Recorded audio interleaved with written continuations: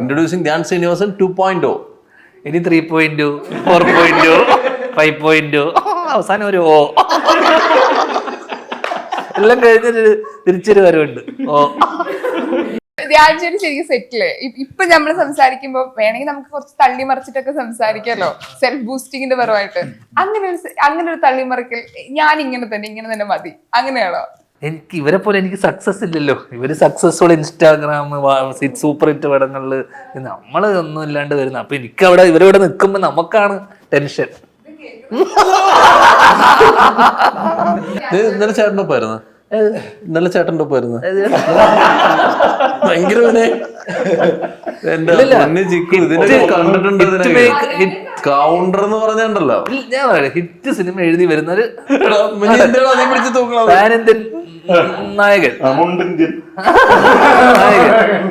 ഇൻസ്റ്റയില് റീലുകളിലും ലൈക്കുകളിലും million followers, super hit മാത്രം നോക്കി കണ്ട് ചെയ്യുന്ന ഒരു അച്ഛൻ.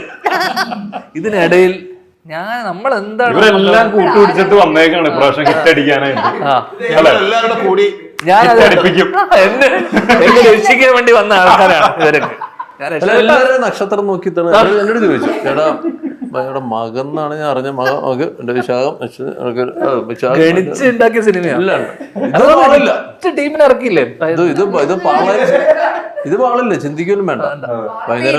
ടീച്ചറും പോസ്റ്ററൊക്കെ കാണുമ്പോൾ നമുക്ക് മനസ്സിലാവുന്നത്, നിങ്ങളുടെ കോൺഫിഡന്റ് മുഖത്തിൽ കാണുമ്പോൾ ഞങ്ങൾക്ക് മനസ്സിലാവുന്നുണ്ട്. എന്റെ എല്ലാ പടത്തിലും ഞാൻ ഒരു കോൺഫിഡൻസ് ഒരു കാര്യം ഇല്ലെങ്കിൽ ഞാൻ മുഖത്ത് കോൺഫിഡൻസ്.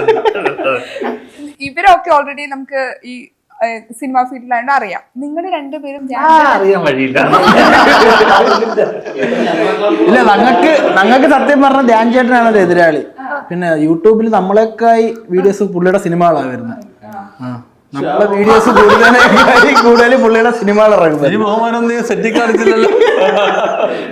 അത്ര ബഹുമാനമൊന്നും ഉണ്ടായിരുന്നില്ല. പേടിയായിരുന്നു ധ്യാൻ ചേട്ടനെ കാണാൻ.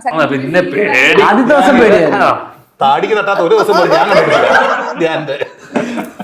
എങ്കിലും ഈ സൂപ്പർ നമ്മുടെ കൂടെ നമുക്ക് സിനിമയിൽ വരണമെന്ന് ആഗ്രഹം കൊണ്ട് തന്നെയാണ് എന്തെങ്കിലും ഇൻസ്റ്റഗ്രാമില് വീഡിയോസ് ഒക്കെ ചെയ്യണേ. നമ്മുടെ ഒരു ആഗ്രഹം അത് സാധിക്കാൻ വേണ്ടി പോകുന്നു. അത് ഇത്രയും സീനിയർ ആയിട്ടുള്ള ആളുകളുടെ കൂടെ അതെങ്ങനെ ഉണ്ടായിരുന്നു? അതിന്റെ ഒരു ബഹുമാനവും വിലയും ഞങ്ങൾ കിട്ടിയിട്ടില്ല. ഞങ്ങൾക്ക് തന്നെ തോന്നി ഞങ്ങളാണോ സീനിയർ ജൂനിയർ ആണോ ചെറിയൊരു ഡൗട്ട് തോന്നിയിട്ടുണ്ട്. ബഹുമാനം അവിടെ നിന്ന് സിഗരറ്റ് വിളിച്ചിട്ട് അങ്ങനെ അങ്ങനെ അങ്ങോട്ട് ചെന്ന് പരിചയപ്പെടേണ്ട അവസ്ഥയായിരുന്നു അല്ലേ നമുക്ക് പലപ്പോഴും. നമ്മൾ പുറകെ നടക്കായിരുന്നു. പുള്ളി അത്രയും ഫ്രണ്ട്ലി ആയിട്ട് നിൽക്കുന്നുണ്ട് ഇല്ലേ അവനെ ഇങ്ങനെ ചെയ്യുന്നത്. ഇല്ല സിംപ്ലിസിറ്റി.